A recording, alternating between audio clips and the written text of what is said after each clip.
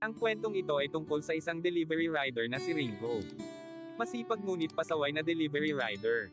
Tinitikman niya kasi ang mga inumin at pagkain bago niya ito e-deliver. Umuwi si Ringo sa kanilang bahay na merong pasalubong sa kanyang asawa na si Sarah. Inuwi niya sa kanilang bahay ang pagkain na hindi kinuha ng kanyang customer. Nagalit si Sarah dahil maraming beses nang na-scam si Ringo sa mga fake booking. At mas nagalit pa si Sarah nang matikman niya ang pagkain. Napasabi siya na mapapaanak ako sa sobrang anghang niyan. Kaya bago sila natulog, bumawi si Ringo sa kanyang asawa at diniligan niya ang bulaklak nito. Kinaumagahan nagpaalam si Ringo sa kanyang asawa na mag-a-apply siya sa ibang delivery company. Nang makarating na siya, nakita niya ang kanyang kaibigan at masaya ito na natanggap sa trabaho. Pumasok agad si Ringo sa kwarto para mag-apply at doon in-interview siya. Matapos ang interview, ibinalita niya sa kanyang kaibigan na natanggap din siya sa trabaho. Pinuntahan nila ang kanilang mga kasamahan na delivery rider. Doon, nakita nila ang kapwa nila delivery rider na na-scam sa booking. At dahil natanggap si Ringo sa bago niyang trabaho, siya na ang bumili nito. Tinawag din nila ang iba nilang kasamahan para pagsaluhan nilang lahat ang pagkain. Big time ang unang naging client ni Ringo sa kanyang trabaho. Ngunit matapos niya ibigay ang item ay bigla siya nitong binetukan at pinaalis ng isang tauhan ng mansyon na si Rocky. Nagmamadali namang umalis si Ringo sa takot. Ang mansyon palang iyon ay pag-aari ni Pastor Boy na pinuno ng isang religious group. Siya na ang sinasamba at minamahal ng kanilang mga tagasunod matapos niyang palitan sa pwesto ang kanyang ama na kilala sa tawag na Amang. Masaya silang ipinagdiwang ang 50th birthday ni Pastor Boy. Kasama niya ang kanyang ina na si Apo Martina at ang kanyang asawa na si Amanda. Samantala ang kanyang ama na si Amang ay hindi nakisalo sa handaan kaya pinuntahan niya ito. Ngunit nag-away lang sila sa kadahilan ng ayaw iwan ni Pastor Boy ang kanyang babae. Kinaumagahan, nasaksihan ni Ringo ang isang banggaan. Sinugod ng isang driver ang isang sasakyan na minamaneho ng babaeng si Samara. Agad sinuntok ni Ringo ang driver ng tangkana nitong sakta ng babae. Napahinto ang driver nang tinutukan ito ng baril ng isang lalaki. Tauhan pala iyon ni Rocky. Kinagabihan, hinarang nila yung driver na nakabangga kay Samara at pinaulanan nila ng bala. Matapos masigurado na patay na ang driver agad naman silang umalis. Sa sumunod na araw pinuntahan ni Ringo ang isang bahay para mag-deliver. Nabighani si Ringo nang lumabas ang isang magandang babae na si Samara. Napatitig si Ringo sa ganda ng dalaga at pagkatapos ay pinapasok siya nito sa loob ng bahay. Sa loob nagpakilala si Ringo sa babae na siya ang sumapak sa lalaking bumangga sa kanyang kotse. Inabutan ng pera si Ringo para sa pagsapak niya sa driver ngunit hindi ito tinanggap ni Ringo. Kinagabihan, dumating si Pastor Boy sa bahay ni Samara. Naghanda ng maraming pagkain si Samara para kay Pastor Boy. Pero ibang pagkain ang gustong tikman ni Pastor Boy at agad namang ibinigay iyon ni Samara. Sa sumunod na araw nag-deliver ulit si Ringo sa bahay ni Samara.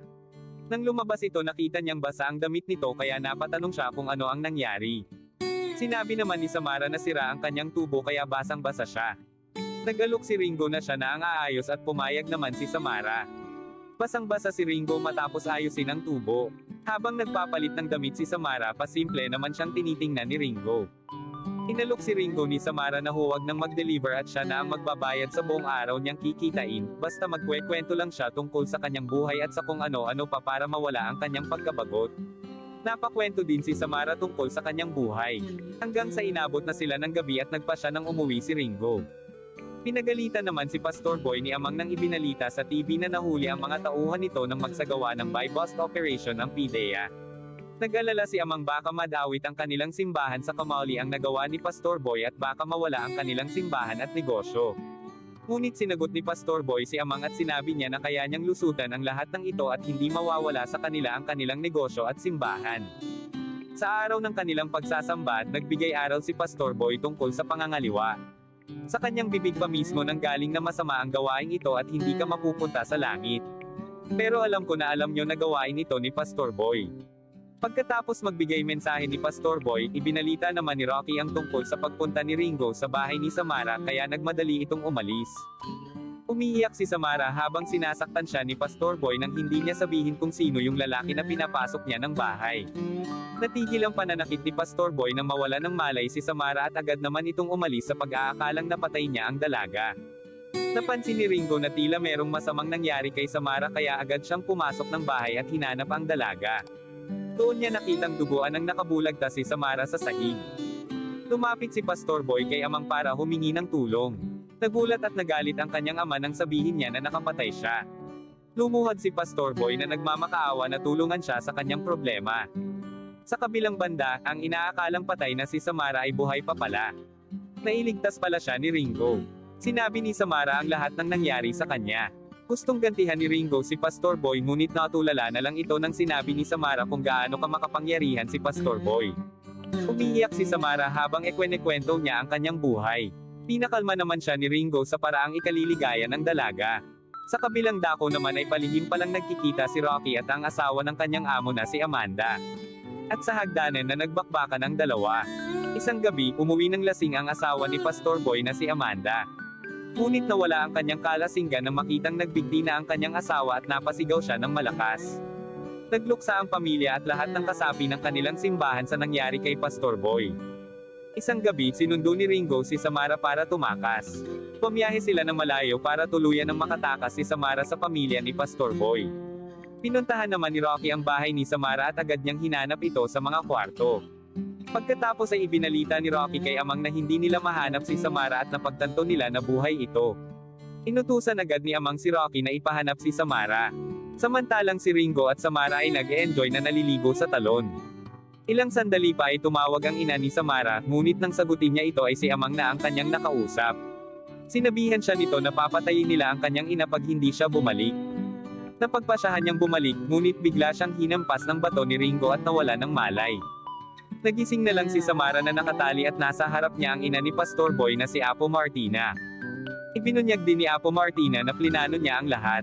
Kinuha niyang rider si Ringo para subaybayan si Samara at kunin ang loob nito. Nagmamakaawa si Samara kay Apo Martina na palayain siya. Pero sinabi ni Apo Martina na hindi mabubuhay ng kanyang sorry si Pastor Boy. Humiling si Samara kung pwede niya bang i-text ang kanyang ina bago siya patayin. Pumayag naman si Ringo at ibinigay niya ang kanyang cellphone, ngunit sa halip na i-text ang kanyang ina, ay ipinadala niya ang kanilang skandal ni Ringo sa asawa nito. Hindi napigilan ni Ringo ang kanyang galit at pinagbabaril niya si Samara. Samantalang umiiyak ang asawa ni Ringo sa galit habang pinapanood ang skandal na ipinadala sa kanya. Nag-aalala si Ringo nang hindi sumasagot ang kanyang asawa sa kanyang mga tawag at natatakot na baka maghiwalay sila. Pinapatay na din ni Amang ang ina ni Samara nang malaman nitong pinatay na ni Apo Martina si Samara. Sa kanilang simbahan, nagharap sa unang pagkakataon si Amang at Ringo. Kaya pala tinanggap ni Apo Martina si Ringo dahil anak pala siya ni Amang. Pinahasa noon ni Amang ang ina ni Ringo noong kasambahay pa ito. Kaya tinulungan ni Apo Martina si Ringo na maghiganti at kunin ang lahat ng kayamanan ng kanyang ama na si Amang. Nagalit si Ringo sa hindi magandang pinagsasabi ni Amang tungkol sa kanyang ina. Kaya pinagbabaril niya ang mga tauhan nito at pati na din si Rocky. Pagkatapos ay isinunod na niya si Amang at pinagbabaril niya ang mga rebulto sa simbahan sa galit. Ngunit trinidor din siya ni Apo Martina at binaril siya. Nakaganti naman ng putok si Ringo kaya dalawa silang bumagsak. Isiniwalat din sa huli na narinig ni Apo Martina ang pag-uusap ni Amang at Rocky na pagtakpan ang paglaso nila kay Pastor Boy at ipalabas na nagbigti ito.